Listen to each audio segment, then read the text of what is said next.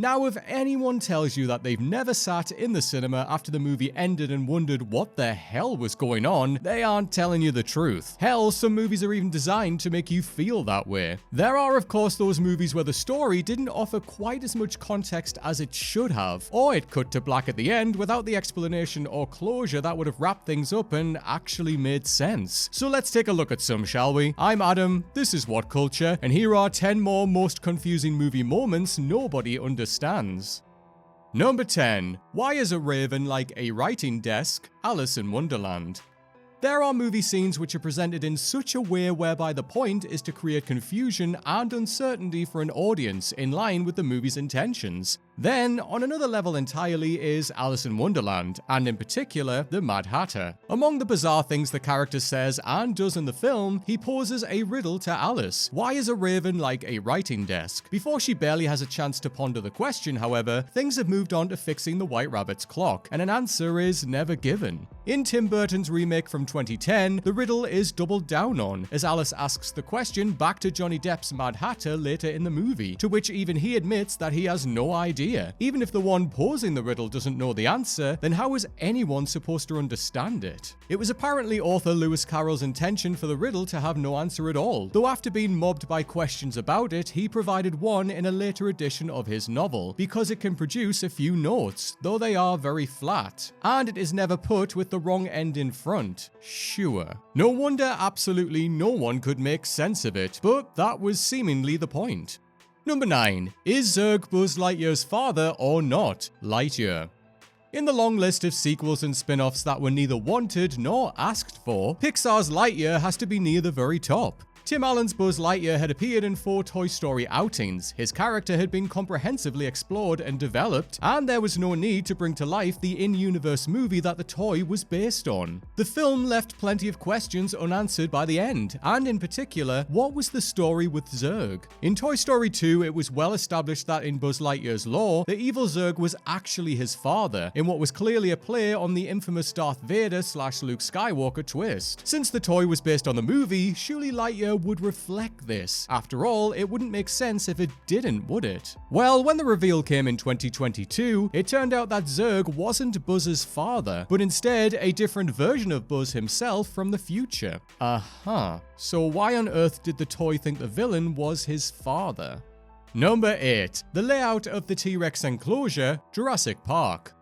There can be no doubt how iconic and influential Jurassic Park has been since its release over 30 years ago. But as excellent as Steven Spielberg's picture is, it is certainly not without its flaws. One such gripe being the enclosure of the Tyrannosaurus Rex. In one of the most memorable scenes in a film stuffed with memorable scenes, the T-Rex can be seen ominously retracting its claw from the now dead electric fence, before bursting through the paddock boundary to confront the likes of Alan Grant, Ian Malcolm, and Ellie Sattler.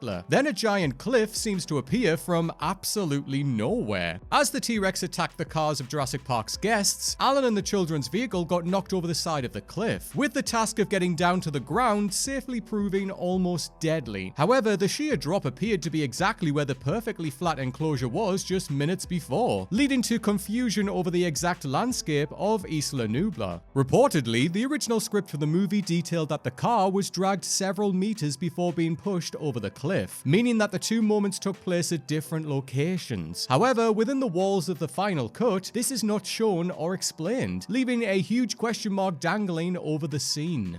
Number 7. Walking across the bottom of the ocean, Pirates of the Caribbean, The Curse of the Black Pearl. The Pirates of the Caribbean is a franchise that has been built on the ridiculous and often simply unexplainable exploits and adventures of Captain Jack Sparrow. As the movies kept coming, the set pieces became more bombastic and eccentric, and at one point the famed pirate even knew where a man would step a good 5 minutes before he even entered the room. One of the strangest things he ever did, however, came in his first appearance, and was part of the first time he stole the hearts of the world as the lovable pirate rascal. Jack had a plan to commandeer the royal fleet's fleet's grandest ship, the Inceptor, but to do so he needed to essentially sneak up on it. He and Will Turner grabbed a rowing boat, and using a pocket of air trapped within the boat were able to walk across the floor of the ocean without suffocating. Now the laws of physics says that creating this kind of air bubble under the water is possible, but what raises more questions is the pure weight and pressure needed to stop the boat from rising back to the surface. Jack Sparrow achieved many unbelievable feats, but none quite so unbelievable as this. Number 6. Jazelles Return, Fast X. With each and every entry of the Fast and Furious franchise, the impressive cast list only grows bigger and more impressive. The likes of Brie Larson, Jason Momoa, and Charlize Theron have graced Vin Diesel's film series over the years, but Fast X looked to the past for a couple of its biggest stars. The post-credit sting brought Dwayne Johnson's Luke Hobbs back to the proceedings for the first time since Hobbs and Shaw in 2019, but this wasn't the only returning character. Gal Gadot reprised her role as Giselle, showing her face in the film series for the first time in over a decade. The issue with Giselle returning is that she perished the last time she was seen. The Fast and the Furious has brought characters back from the dead before, but with Gal Gadot there was literally not so much as an attempt for an explanation, leaving everyone in the dark. This is a franchise that has earned itself a reputation for leaning into the ridiculous, pushing the suspension of disbelief to the absolute limit, but dead characters returning to life with no explanation is too far for even this universe. Now I want to hear from you yourself, the viewer of this video. Which movie is the one that left you thinking, what the hell is going on? Please do let me know in the comments down below, and you know the usual stuff, like and subscribe, and if you want to follow me on social media, I am at Strawn87. Come and say hello to me on there. Alright, back to the list. Number 5. The Rules of Rollerball, Rollerball.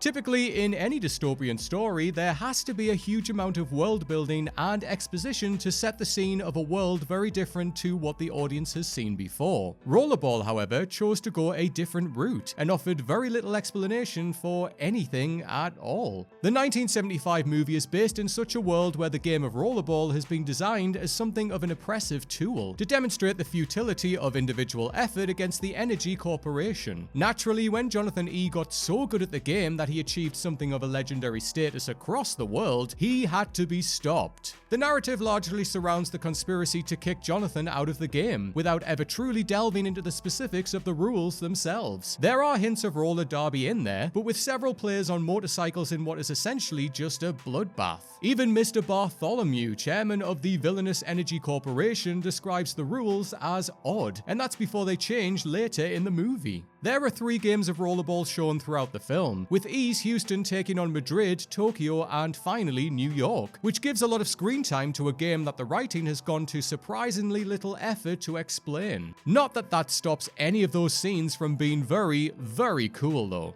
Number 4. 2 different German soldiers, Saving Private Ryan. Saving Private Ryan offers audiences an immersive, unparalleled view of the horrors of war. Surrendering soldiers were shot dead, others were deliberately left to burn rather than being put out of their misery, and children were left behind for the greater good. One of the biggest decisions Captain Miller made in and around this time was to let the German soldier who killed Medic Wade go. Almost his entire team wanted the surrendering prisoner dead, but as Miller explained it, with every life he took he felt further from home, and so in spite of the fact he just killed a member of the team, he walked free. During the big final battle at the bridge, Private Mellish was ultimately killed by a German soldier who looked strikingly similar to the man Miller let walk free. This has led to a common misconception that the two were the same man in what would have arguably been the most heartbreaking and ironic twist in the story. However, in spite of the parallels of the two scenes, in that Mellish's killer lets Corporal Upman walk away, after Upman was the only other one campaigning for Wade's killer to be spared, these are 2 completely separate men, and other than being German soldiers, have nothing else in the movie to connect them. Number 3. Steve's Return, Avengers Endgame. For the most part, Avengers Endgame was a phenomenal final chapter in the Infinity Saga, and a perfect send-off for the Marvel Cinematic Universe as the world knew it. There were, however, a handful of flaws that stood out, one of the biggest of which was Steve Rogers' arc. After going back in time to return the Infinity Stones to where they were originally taken from, which in itself raised certain questions, Steve Rogers didn't come back as expected. Instead, he chose to live his life in the past with Haley Atwell's Peggy Carter. His older version had been sat on a bench the entire time just waiting to be spotted by Sam Wilson and Bucky Barnes. This didn't make sense based on the way time travel was presented earlier in the film. As Mark Ruffalo's Hulk explained it, going back in time wouldn't alter the same timeline, but would instead cause a new branch of reality. That is why nothing they did in the past could change the present, but instead would create a totally new and separate timeline. So going by that theory, when Steve went back in time, he kickstarted a new reality for him and Peggy to live in. So how did he return to his original timeline from this new one? This shouldn't have been possible, and yet there he sat, handing his shield over to Sam just to disappear again. Number 2. Inversion, Tenet. Christopher Nolan has a history of producing ambiguous projects, from Memento and Interstellar to Inception. Even the ending to his acclaimed Dark Knight trilogy left a lot of questions open to interpretation. Tenet, however, feels on another level entirely, even from the most confusing of the rest of Nolan's catalogue. It's the kind of film that isn't necessarily supposed to make sense on first viewing, but even after seeing John David Washington and Robert Pattinson fight backwards several times, the concept of inversion remains a frustrating mystery. Tenet became infamous when it released in 2020, widely being regarded as one of the most confusing movies ever. Vague explanations were offered throughout, but the kind that didn't exactly help. When the protagonist is told outright not to try and understand things, it doesn't give much hope that anyone watching will have a chance. This is intentional rather than an oversight from the acclaimed writer and director, as audiences are all but told that the concept of inversion isn't supposed to be understood, but this arguably makes it a much bigger risk to deliberately base a story around something no one will understand. Number 1. Financial Jargon, The Big Short.